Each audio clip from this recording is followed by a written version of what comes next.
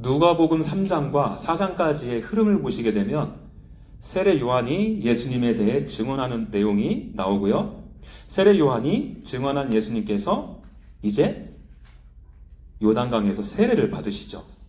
성령의 충만함을 입으셔서 광야로 가셔서 시험을 받으십니다. 그리고 그 후에 예수님은 갈릴리로 돌아오셔서 이제 본격적으로 공생의 사역을 시작하시죠. 여러분, 많은 신학자들이 예수님의 세례식을 뭐라고 하느냐? 메시아로서 임명을 받은 메시아의 대관식이라 별명을 붙입니다. 메시아로서 임명을 받았다면 그 사명을 감당할 자격이나 그 능력이 되는지도 이제 검증해야 되지 않겠습니까? 그것이 뭐냐? 광야에서 시험을 받으신 사건이에요. 그리고 이제 검증을 마치셨으니까 메시아로서 취임사를 발표해야 되지 않겠습니까? 저는 메시아로서 이런저런 일들을 앞으로 할 것입니다 하고 선언해야 하죠. 여러분, 그 내용이 바로 저와 여러분들이 살펴볼 오늘 본문 말씀입니다.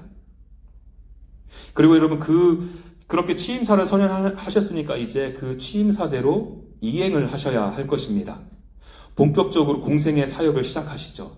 그래서 그 내용이 바로 31절에 더러운 귀신 들린 사람을 고치시는 것으로, 38절에 온갖 병자들을 고치시는 것으로, 또 42절에 복음을 전하시는 것으로 나타나는 것입니다. 그리고 더 나아가서 누가복음 전체에 나타나는 흐름이기도 한 것입니다. 여러분, 이러한 흐름을 알고서 오늘 본문을 좀 들여다보겠습니다. 16절을 보시면 예수님께서는 나사렛에 가셨다고 해요. 아시는 것처럼 예수님께서 태어난 곳은 유다 지역의 베들레헴이었습니다. 그러나 자라나신 곳은 갈릴리 지역의 나사렛이었어요. 예수님은 고향에 방문하셨는데 그날이 안식일이어서 안식일을 지키기 위해 회당으로 가셨습니다. 여러분, 당시에 안식일 예배가 어떻게 진행되고 있는가 하고 보니까 어떻게 시작하냐면요, 간단한 찬양과 시편으로 회중기도로 시작합니다. 그리고 나서 신명기 6장에 나오는 쉐마를 낭송해요. 이스라엘아 들으라 하는 부분 있잖아요. 그걸 다 같이 일어서서 낭독을 하고요. 그리고 이어서 율법서 토라를 낭독합니다. 그것을 이어서 또 토라와 직접적인 연관이 있는 선지서의 일부를 서서 낭독해요. 이때 율법서와 토라는 미리 정해진 본문에 따라 그 본문을 찾아서 읽었다고 합니다. 그리고 여러분, 이렇게 본문을 읽었으니까 설교가 진행돼야 하지 않겠습니까? 설교는 지금과는 달리 앉아서 했대요. 설교자가 읽은 본문에 대한 해설과 적용을 나누었을 것입니다.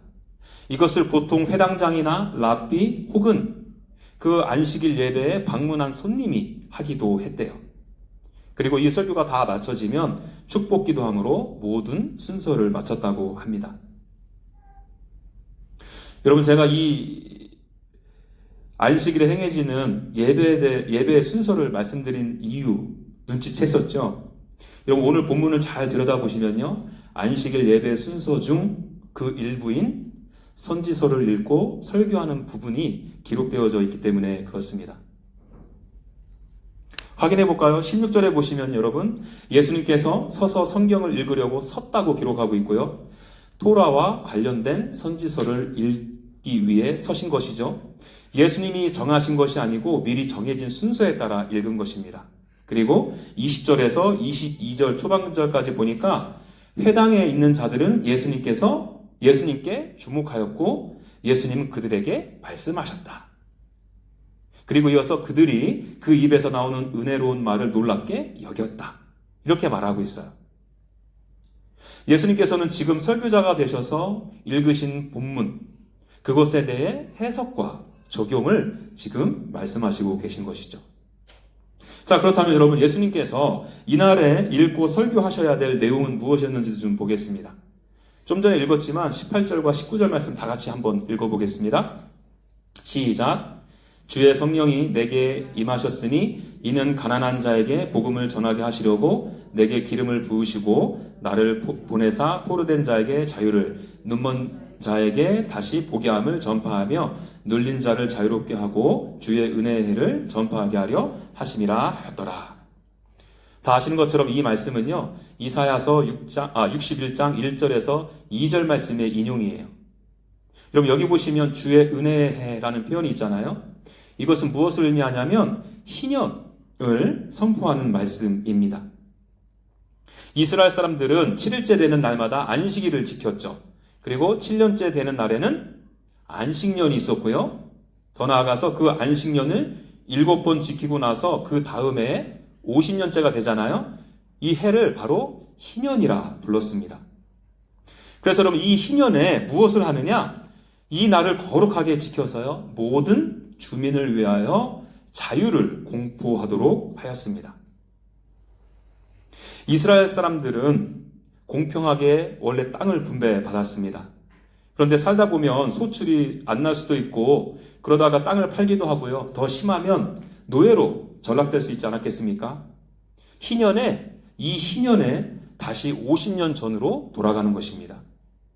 지금까지 있었던 일을 다 무효화하고 새롭게 시작하는 것이죠. 여러분 이 소식이 노예되었던 자들에게는 얼마나 복된 소식이었을까요? 땅 다 팔고 가난했던 사람에게 이보다 더 좋은 소식은 아마도 없었을 것입니다. 희년제도는 이렇게 이스라엘 백성들에게 있어서 복음의 소식이었죠. 그런데 여러분 안타깝게도 이스라엘 역사상 지금까지 이 희년제도가 시행되었던 적은 한 번도 없답니다. 여러분 이 희년제도가 시행이 되려면 노예나 가난한 자들이 오늘이 바로 희년의 날입니다 하고 외친다고 해서 되겠습니까? 아니죠. 당연히 더 가진 자들이 그 권리를 기꺼이 포기해야 됩니다. 그런데 여러분 어느 누가 선뜻 오늘이 희년의 날입니다라고 외칠 수 있겠냐는 거예요. 또 나 혼자만 외친다고 해서 되는 문제도 아니고요. 여러분 이 희년제도는 현실 사회에서는 실현 불가능한 하나님의 말씀이었고 제도였다는 거예요. 그래서 어쩌면 이 회당 안에 모여 있었던 동네 사람들도 이 말씀을 풀어가는 예수님을 향하여 놀라기는 했겠지만 이 말씀은 유명무실, 나와는 전혀 상관없는 말씀이라 생각을 하고 있었을 거예요. 도저히 실현 불가능한 제도라 생각했을 것입니다. 그런데 여러분 그런 동네 사람들에게 예수님은 한 걸음 더 나아가세요. 예수님께서는요 지금 그들을 향하여 자기 자신이 은혜의 해를 가져오는 메시아다 이렇게 지금 자기 선언을 하고 있는 거죠. 좀 전에 읽었던 그 말씀을 보시면 내가 기름 부음을 받았다, 이 메시아다 이렇게 시작하지 않습니까? 그리고 나는 메시아로서 가난한 자에게 복음을 전할 것이다, 포로된 자에게 자유를 줄 것이다, 눈먼 자를 다시 보게 할 것이다, 눌린 자를 자유롭게 할 것이다, 이렇게 메시아로서의 취임사를 밝히고 있는 것입니다. 그리고 이 놀라운 약속을 주심으로 이 말씀을 그 동네 사람들로 하여금 믿음으로 받고 적용하도록 촉구하죠. 21절 말씀을 눈으로 보시겠습니까? 거기 보시면 이 글이 오늘 너희 귀에 응하였느니라 하시니 이 말씀을 하세요. 여러분 누가는요 이 오늘이라는 단어를 아주 즐겨서 사용합니다. 성경책 갖고 계신 분 계시면 앞으로 2장만 넘기면 2장이 나올 거예요. 2장 11절을 한번 찾아보시죠. 2장 11절 누가복음 찾으셨으면 다 같이 한번 읽어볼까요? 시작. 오늘 다윗의 동네에 너희를 위하여 구주가 나셨으니 곧 그리스도 주시니라. 여러분 여기 보니까 오늘이라는 단어가 있죠. 예수 그리스도의 구주 되심을 선언하면서 오늘이라는 단어를 썼어요. 몇 군데 더 있는데요. 찾지 않고 제가 읽어드립니다. 누가복음 19장 9절이요. 예수께서 이르시되 오늘 구원이 이 집에 이르렀으니 이 사람도 아브라함의 자손이미로다. 삭개오에게 구원이 임했다 함을 강조하게 해서 어떤 단어를 사용하고 있습니까? 오늘. 누가복음 23장 43절입니다. 예수께서 이르시되 내가 진실로 진실로 내게 이르노니 오늘 내가 나와 함께 낙원에 있으리라 하시니라. 이 말씀도 예수님과 함께 십자가에 달렸던 강도에게 구원을 선포하는 말씀이잖아요. 오늘을 사용하고 있어요. 무슨 말이에요, 여러분? 이 오늘이라는 단어는요, 단순히 시간적 의미를 나타내는 개념을 넘어선다는 거예요. 구약에 예언되었던 약속의 말씀들이 이제 예수님을 통해서 완성되었음을 강조하는 것이고요. 그 구약부터 예언된 메시아가 바로 예수님이시고 그 예수님을 통해서 구원의 은혜가 임했음을 강조하는 것입니다. 이 말씀을 믿는 자들에게 오늘, 지금 그 약속의 말씀이 성취된다는 거예요. 구원이라는 은혜의 선물을 받을 수 있게 된다는 것입니다. 그래서 여러분, 이 오늘이라는 단어는 그 회당에 모여있던 동네 사람들에게도 동일하게 적용되고요. 그리고 우리에게도 적용됩니다. 그리고 예수님께서 이 땅에 재림하시기 전까지 이 오늘이라는 개념이 동일하게 적용이 돼요. 제가 좀 전에 이 18절과 19절 말씀은 이사야서 말씀의 인용이라 말씀드렸잖아요. 그 이사야서 말씀과 오늘 본문의 말씀이 거의 비슷한데 결정적으로 다른 한 표현이 있습니다. 이것도 한번 직접 펴서 확인해 봤으면 좋겠습니다. 이사야서 61장 1절에서 2절이요. 여러분들도 무엇이 다른가 한번 찾아보십시오. 제가 읽어드릴게요. 주 여호와의 영이 내게 내리셨으니 이는 여호와께서 내게 기름을 부으사 가난한 자에게 아름다운 소식을 전하게 하려 하심이라. 나를 보내사 마음이 상한 자를 고치며 포로된 자에게 자유를, 갇힌 자에게 노임을 선포하며 여호와의 은혜의 해와 우리 하나님의 보복의 날을 선포하여 모든 슬픈 자를 위로하되. 여러분, 다른 내용들은 얼추 다 비슷한 인용들인데요. 한 가지 표현만 유독 생략된 게 있어요. 그것이 무엇일까요, 여러분? 하나님의 보복의 날을 선포하여. 이 표현은 당연히 하나님의 심판을 의미하는 것 아니겠습니까? 예수님께서는 여러분 아주 의도적으로 이 표현을 빼신 거예요. 왜냐하면 예수님께서는 요한복음에서 내가 이곳에 출임한 것은 너희를 심판하러 오신 것이 아니라 구원하러 오셨다고 말씀하시거든요. 예수님을 영접하지 않은 상태가 바로 그 심판받은 모습이고요. 이미 심판받은 가운데 예수님께서 그들을 구원하러 오셨다 말씀하시는 것입니다. 그리고 이 심판의 완성은 언제 되느냐? 예수님께서 다시 이 땅 가운데 재림하실 때, 그날에 하나님의 보복의 날, 심판의 날이 완성된다는 것입니다. 그러니까 여러분, 예수님은 이 동네 사람들로 하여금 오늘 본문 말씀을 인용하면서 그들에게 참 은혜를 주기를 원하셨던 거예요. 지금 너희들이 구원받을 때이다 말씀하신 거예요. 내가 오늘 너희들에게 진정한 희년을 이 땅으로 가져왔다. 오늘이 바로 그 은혜의 해의 시작날이다 선언하신 것이죠. 자, 그러한 가운데 이 동네 사람들의 반응은 어떤가요? 22절입니다. 다 같이 읽죠. 시작. 그들이 다 그를 증언하고 그 입으로 나오는 바 은혜로운 말을 놀랍게 여겨 이르되 이 사람이 요셉의 아들이 아니냐. 여기 보면 그 입으로 나오는 바 은혜로운 말을 놀랍게 여겼다라는 표현이 있습니다. 이 표현을 보아서는 동네 사람들이 예수님의 설교, 그리고 그 설교 가운데 드러내신 예수님의 정체를 듣고 놀랍게 여긴 것 같습니다. 그리고 어지간히 은혜도 받은 것 같아요. 그런데 여러분, 이 내용을 기록하고 나서 그 다음에 나오는 질문을 우리가 좀 생각해 봐야 되는데요. 예수님의 설교를 들은 동네 사람들은요, 이런 질문을 하죠. 이 사람이 요셉의 아들이 아니냐? 여러분들 이 질문을 어떻게 받으시나요? 정말 은혜로운 말씀에 반응해서 하는 질문일까요? 아니면 빈정거리고 비꼬는 대답일까요? 저도 여러분들에게 물어봤으니까 여러분들이 많이 저에게 물어보신다면요, 저는 이렇게 답합니다. 비꼬고 빈정대는 말이요. 이런 표현을 써서 죄송합니다만 여러분들이 이해를 돕기 위해서 제 버전으로 말씀드립니다. 오늘 설교 제목이기도 하죠. 목사 아들 주제에 제법이네. 이렇게 말한 거예요. 여러분, 왜 그렇죠? 만일 정말 은혜로 받았다면 여러분, 요셉의 아들이 아니냐 하고 대답할 것이 아니라 당신은 하나님의 아들이십니다. 우리를 구원할 메시아이십니다.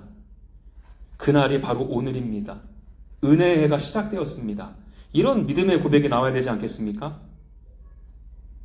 그러나 23절 말씀을 보시겠어요? 제가 읽어드릴게요. 예수께서 그들에게 이르시되 너희가 반드시 의사야 너 자신을 고치라 하는 속담을 인용하여 내게 말하기를 우리가 들은 바 가버나움에서 행한 일을 내 고향 여기서도 행하라 하니라. 여러분, 이 말씀은요, 예수님께서 그 동네 사람들이 이 사람이 요셉의 아들이 아니냐 하고 반응했을 때 하신 예수님의 말씀이에요. 이 말씀을 보면 의사야 너 자신을 고치라, 이 속담을 인용하시면서 말씀하시잖아요. 여러분, 이 속담의 의미가 뭐냐 하면 여러분, 예수님께서 십자가에 달리셨을 때 네가 너를 구원하여 십자가에서 내려오라 하신 말씀 있지 않습니까? 네가 남은 구원한다 하지만 정작 자신은 구원할 수 없네 하면서 대제사장들과 서기관들이 예수님을 조롱하고 비웃었을 때 썼던 표현이에요. 의사야 너 자신을 고치라, 이 속담도 같은 뜻입니다. 들어보니까 가버나움에서 이런저런 기적들을 행했다며 너의 고향인 여기서도 한번 해봐 하고 비꼬고 비웃은 것입니다. 그리고 24절도 보시면 이런 표현도 있어요. 선지자가 고향에서는 환영을 받지 못한다, 이런 말씀을 하시죠. 여러분, 상식적으로 예수님께서 하신 말씀이 동네 사람들에게 받아들여졌다면 예수님께서 이런 말씀을 하셨겠습니까? 그러므로 이 사람이 요셉의 아들이 아니냐, 이 말은요, 목수 아들 주제의 제법이네, 이 말을 한 거예요. 그리고 이 말은 결국 무엇을 의미합니까? 예수님의 자기 선언, 취임사에 대하여 거부 반응을 보인 거죠. 처음에는 여러분 은혜로운 말씀에 감탄했을 수도 있겠어요. 그런데 확실하고 정확한 것은 뭐냐면 그들은 예수님을 하나님의 아들로, 메시아로 인정하지 않았다는 겁니다. 근데 그럴만도 하죠. 생각해 보십시오. 이제 예수님은 30살 갓 넘은 청년에 불과하지 않습니까? 어려서 기저귀 차고 다니는 것부터 시작해서 코 찔찔 흘려가며 자기 자식들과 함께 뛰어노는 것을 보아왔을 거예요. 그리고 여러분, 그 당시에 천한 업종에 속했던 것이 목수일 아닙니까? 쉽게 믿겨지지 않죠. 더군다나 그들이 원했던 메시아는 정치적, 군사적, 경제적 메시아였거든요. 능력이라도 출중하든가, 가진 재물이 많던가, 리더십이 뛰어나든가, 믿을 만한 구석이 하나라도 있어야 되지 않겠어요? 도통 없지 않습니까? 나사렛에서 과연 선한 것이 나올 수 있겠느냐 했던 말과 똑같은 말인 거예요. 그래서 여러분, 어떻게 보면 이 동네 사람들은요, 예수님에 대한 익숙함이 예수님의 메시아됨을 믿지 못하는 장애가 된 것입니다. 물론 예수님에 대한 기본적인 정보는 갖고 있었죠. 그렇지만 발가락의 때만큼도 안 되는 정보에 불과했다는 거예요. 예수님께서는 계속해서 말씀을 이어나가세요. 25절부터 27절까지인데요. 이 25절에서 27절까지는 구약의 엘리야 선지자와 엘리야 선지자 이야기를 꺼내죠. 잘 아시는 것처럼 이때는 이스라엘 역사상 영적으로 상당히 어두웠을 때를 가리킵니다. 그때에 이스라엘에 많은 과부가 있었는데 하나님께서 엘리야를 이스라엘의 과부에게로 보내지 않고 시돈 땅에 있는 과부에게 보냈다 그래요. 사렙다 과부는 이방 여인이에요. 또 엘리사 때도 보니까 이스라엘에 나병 환자가 많았대요. 그런데 이스라엘 나병 환자는 한 명도 깨끗함을 입지 못하고요, 오히려 수리아의 장군이었던 나아만만 깨끗함을 입어요. 나아만도 이방 사람이거든요. 예수님께서 이렇게 두 가지 예를 들어서 말씀하시니까 동네 사람들의 반응이 어떻습니까? 크게 화가 났다고 그래요. 예수님을 동네 낭떠러지까지 끌고 가서 밀쳐 떨어뜨리려고 합니다. 죽이려고 한 거예요. 화가 머리 끝까지 나서 그렇게 한 것입니다. 왜 그랬을까요, 여러분? 크게 두 가지로 생각해 볼 수 있을 거예요. 한 가지는요, 그들에게는 선민 사상이 있었기 때문에 그렇습니다.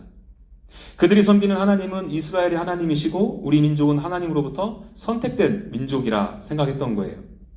그렇기 때문에 당연히 우리 민족을 최우선시 하셔야 하는데 이스라엘의 과부, 나병 환자도 아니고 이방의 과부, 나병 환자에게 보냈다고 했잖아요. 그들의 생각의 틀에서는 있을 수 없는 일인 것이죠.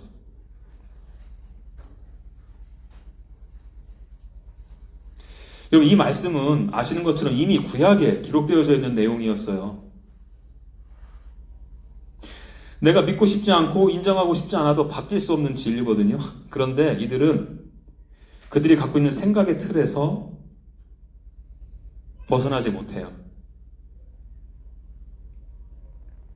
그리고 다른 하나는 예수님께서 말씀하신 이방인 과부, 이방인 나아만이 바로 자기 자신들을 가리키는 것임을 알았기 때문입니다. 예수님께서 자기 자신들에게 너희들이 포로된 자다, 눈먼 자다, 눌린 자라 이렇게 말했기 때문이에요. 여러분, 예수님은 지금 안식일에 회당에서 무엇을 하고 계십니까? 설교를 하고 계시죠. 설교의 대상은 누구예요? 동네 사람들이요. 예수님은 지금 동네 사람들의 영적인 민낯을 낱낱이 드러내고 계신 것입니다. 그래서 지금 이 예를 들고 있는 거예요. 누가요? 요셉의 아들 예수가요.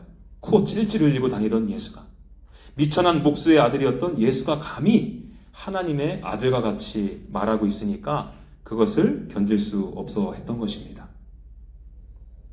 거기다가 지금 자기 자신을 이방 땅의 과부로 취급하고 있으니까요. 이방 땅의 나아만 같은 이 사람으로 취급하고 있으니까요. 이것이 인정이 안 되는 거예요. 뒤집어서 말하면 여러분, 이 동네 사람들은 나는 예수님께 지금 이렇게 말하고 있는 겁니다. 나는 가난하지 않아. 묶여있지도 않아. 두 눈 멀쩡히 뜨고 다니고 있어. 이렇게 거세게 반발한 것이죠.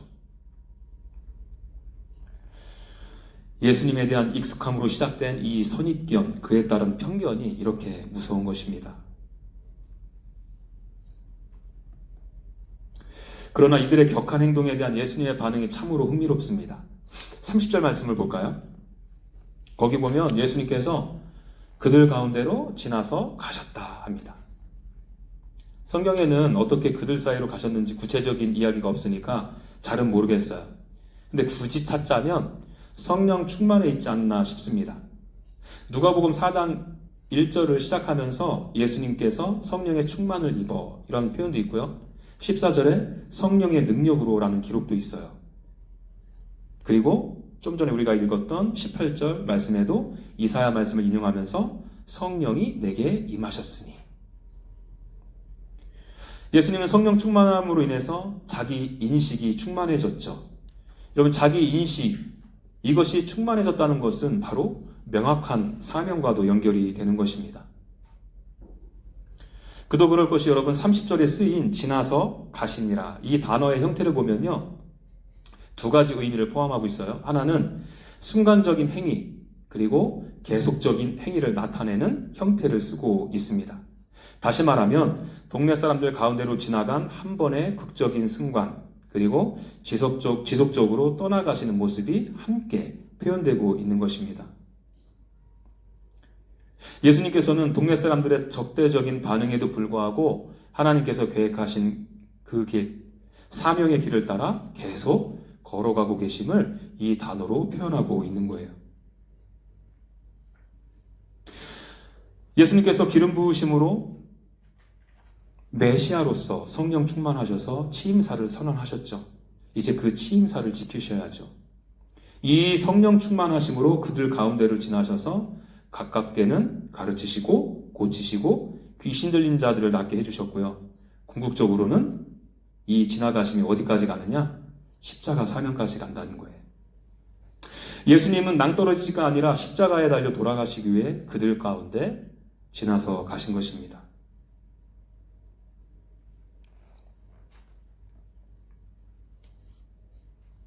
여러분, 오늘 이 말씀을 우리는 어떻게 받아야 할까요? 이사야서가 가리키는 예수님, 자기 자신을 설교하신 예수님에 대해서 어떻게 반응하겠느냐는 거예요. 다시 말해서 우리는 이 본문 앞에서 목수 아들 주제의 제법이네 하고 이렇게 반응하지는 않느냐는 것입니다. 이 말씀을 요즘 버전으로 좀 풀어서 말씀드릴까요? 동네 사람들처럼 아주 어려서부터 교회 다니시면서 예수님에 대해서 듣고 배웠어요. 예수님에 대해서는 아주 익숙하죠. 교회의 문화와 전통, 교회에서 사용하는 단어들도 아주 익숙해졌습니다. 그 익숙함이 내가 예수님을 알고 믿는 거다 한다면 그것이 착각일 수 있다는 거예요. 그 익숙함으로 인해 그것보다 비교할 수 없이 더 중요한 하나님의 아들이신 예수님, 메시아이신 예수님을 모르고 있지는 않느냐는 것입니다. 하나님의 말씀을 듣고서 나름 감동도 받았다, 은혜도 받았다 하죠. 그 하나님의 은혜이신 예수님을 전적으로 신뢰하고 의지하고 그분과 인격적인 교제를 맺고 있으시냐는 것입니다. 매번 완벽할 수는 없지만 그 하나님이신 예수님을 사랑하시기에 그분을 따르는 삶, 순종하는 삶을 우리 삶 가운데 옮겨내고 있느냐는 거예요. 또 이 동네 사람들처럼 예수님에 대한 편견과 선입관은 없느냐는 것이죠. 이 편견과 선입견으로 인해서 율법주의적인 신앙, 기복주의적인 신앙, 은사주의적 신앙에 젖어 있지는 않느냐는 거예요. 예수님이라는 인물을 단순히 내 마음을 편안하게 해주는 위로제로 여기거나 이 세상을 살아가면서 나름 잘 살아가기 위해 도덕적이고 윤리적인 가르침을 주는 선생이라 여기고 있지는 않느냐는 것입니다. 예, 당연하죠. 물론 예수님께서는 이런저런 축복 주시죠. 질병도 고쳐주시고요. 우리 마음도 위로해 주시고요. 지혜도 주세요. 그런데 여러분, 우리의 신앙이 여기에만 머물러 있다면 목수 아들 주제에 제법이네 하는 반응과 다를 바 없는 신앙이라는 거예요. 우리는 더 나아가서 더 본질적인 문제 앞에 직면해야 합니다. 본문에서 예수님은 은혜를 내가 가져왔다 하시면서 너희들이 지금 가난한 자다, 눈먼 자다, 포로된 자다 하고 선언하셨습니다. 이방인의 과부와 같다, 이방인의 나아만과 같다 하셨어요.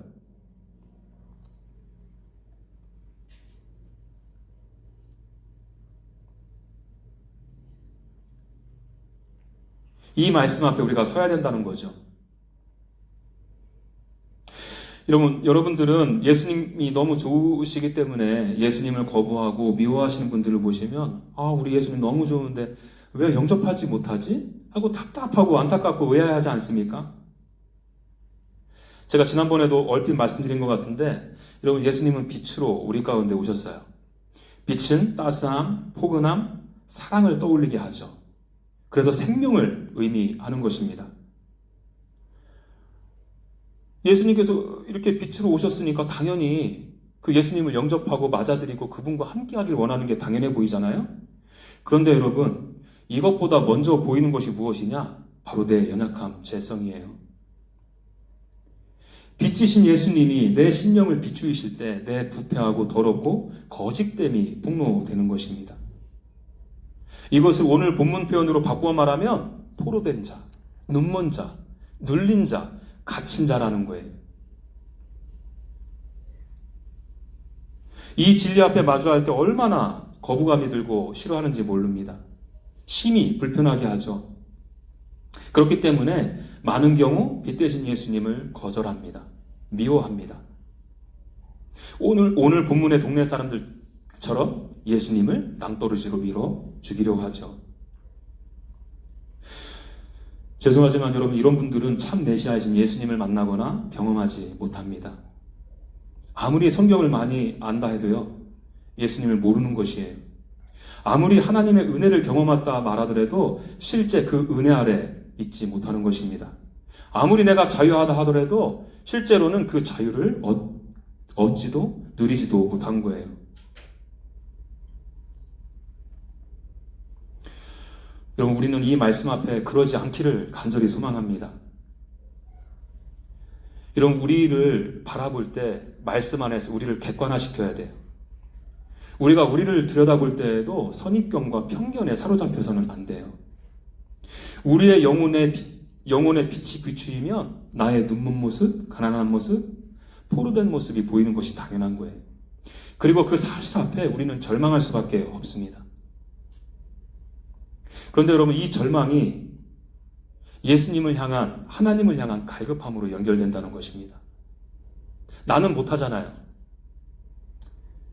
이런 저를 구원해 주십시오 하고 주님께 매달리게 되는 거죠.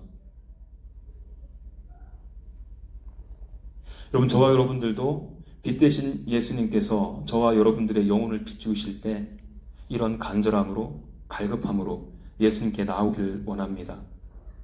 은혜의 해를 선포하시는 예수님 안에서 참다운 해방감과 감사와 기쁨을 회복하시길 바라요. 여러분, 생각해 보세요. 제 미천한 지식으로는 이런 얘기밖에 들을 수밖에 없음을 용서하세요.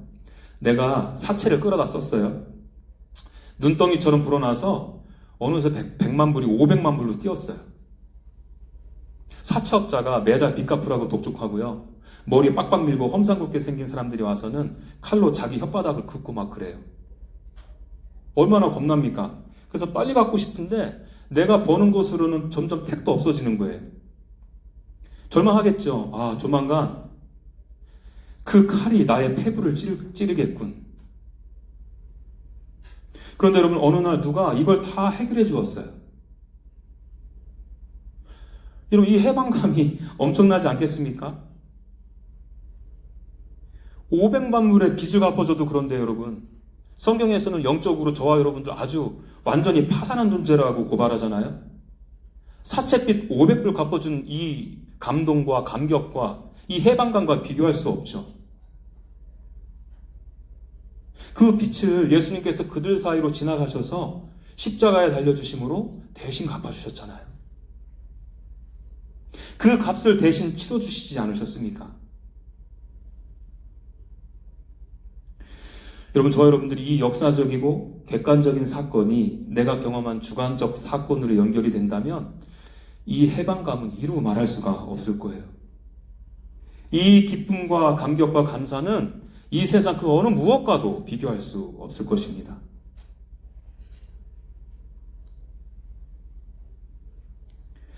오늘 이 말씀 앞에 선 저와 여러분들이 제 3차 청중입니다. 예수님께서는 지금 저와 여러분들 앞에서 이사야 말씀을 설교하시며 우리의 영적인 민낯을 드러내십니다. 그리고는 우리들 앞에서 취임사를 선포하세요. 저와 여러분들은 이 말씀 앞에 어떻게 반응하시겠습니까? 제가 간절히 구하는 것은 여러분, 이 말씀이 오늘, 지금 우리 심령의 귀에 응해지기를 간절히 소망합니다.